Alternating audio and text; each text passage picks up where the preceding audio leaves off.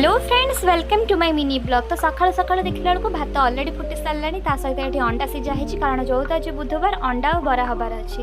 ये आलू तरकारी आलू सीझापी रेडी हो सारे। ये भाउज और भाई मिसिकी कुंदुरी काटुंट कारण आज कुंदुरी आलू भजा भी हबार अच्छी।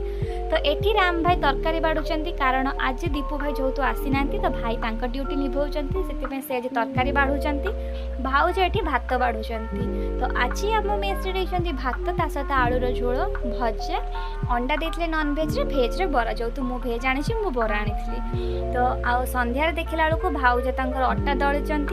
आज रातिर सोयाबीन जो हबार अच्छी से सोयाबीन से बतुरुंट से। तो आज रातिर सोयाबीन आलूर झोल ता सहित हबार अच्छी रोटी। तो आपण मान मो वीडियो पसंद आसले निश्चित लाइक करेंगे, शेयर करेंगे, कमेंट करेंगे, सब्सक्राइब करेंगे। रोची गुड नाइट।